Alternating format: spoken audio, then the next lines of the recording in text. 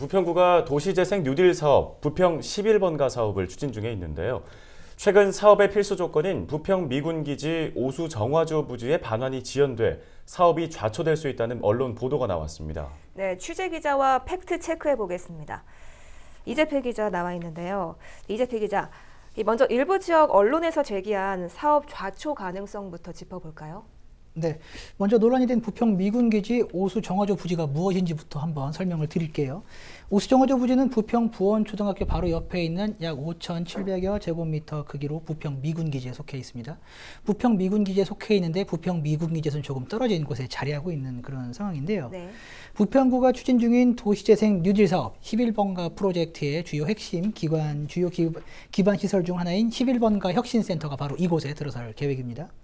부평구는 올해 안으로 오수 정화조 부지를 국방부로부터 우선 반환받은 후 내년 안에는 착공에 들어간다는 이런 입장인데요. 네. 최근 한 지역 언론이 주원 미군과의 그 합의가 제대로 이루어지지 않아서 이 우선 반환이 어려울 것이다 라고 바로 보도를 했습니다. 현재 정부와 미군 간 이제 부평 미군기지 반환 협상이 진행 중에 있는데 미군이 오수 정화조 부지를 포함한 부평 미군기지 전체를 일괄 반환하고 싶어 한다는 이런 보도였습니다. 현재 정부와 이제 그 미군 간 조율 중에 있는데 정화조 부지 환원이 안 되면 사업을 전면 재검토할 수 있다라는, 그리고 또 나아가서는 최악의 상황에는 사업이 백지화될 수도 있다고도 강조를 했습니다. 예, 보도에 따르면 최악의 상황에서는 사업이 아예 전면 백지화될 수도 있다 이런 내용인 건데 그렇다면 실제 상황은 어떤가요? 보도대로 좀 심각한 상황인 건가요? 아니요, 그렇지는 않고요. 먼저 부평구에 확인을 해봤습니다. 부평구는 현재 국방부와 오수 정화조 부지 반환에 대해 일선에서 논의를 하고 있는데요. 결론부터 말씀을 드리면 오수 정화조 부지 반환 절차는 계획대로 추진이 되고 있습니다. 예.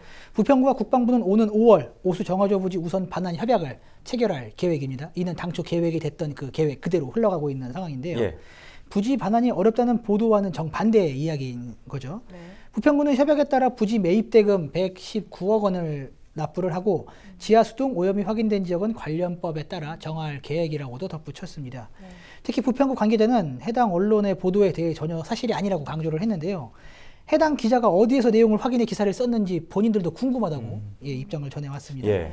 인천시와 인천시 의회에도 관련 내용을 확인을 해봤는데 공식적으로 이제 오수 정화조 부지 반환에 문제가 있다라는 보고를 그 어디서도 들은 적이 없다고 답변했습니다. 네, 일단 오수 정화조 부지가 우선 반환될 것이라는 것은 저희 취재 결과 확인이 된 것이고요. 하지만 현재 공여구역이기 때문에 미군과의 협의가 필요한 것은 맞겠죠? 네, 맞습니다. 그렇기 때문에 이제 국방부와의 긴밀한 협조가 필요한 부분인데요. 먼저 박남춘 인천시장이 최근 이제 시정 질의에서 했던 이야기가 있거든요. 직접 한번 들어보시죠. 현재 그 국방부가 미군과 그 협의 중에 있는 걸로 알고 있어서 그리고 현재까지 제가 들은 바로는 긍정적이다 이렇게 듣고 있는데 내년에 착공하게 되면 22년도에 지금 이제 준공할 예정입니다. 네, 박남춘 인천시장 이야기 듣고 오셨는데요. 말 그대로 이제 국방부의 의지가 중요합니다. 그리고 이를 위해서는 지역 정치권에서 활발하게 국방부와 논의를 이어가야 하는데요. 부평의 이제 홍영표 더불어민주당 원내대표가 국회 국방위 소속이지 않습니까? 최근 삼보급단 이전 등 지역의 수건도 해결해내는 성과를 보였는데요. 인천시와 지역 정치권이 계획대로 11번가 사업이 진행될 수 있도록 정부와 꾸준한 논의를 이어가야 할 것 같습니다. 예, 알겠습니다. 오늘 부평과 관련된 우리 지역 이슈 여기까지 듣도록 하겠습니다. 지금까지 우리 지역 이슈 이정하, 이재필 기자와 짚어봤습니다. 두 분 수고하셨습니다.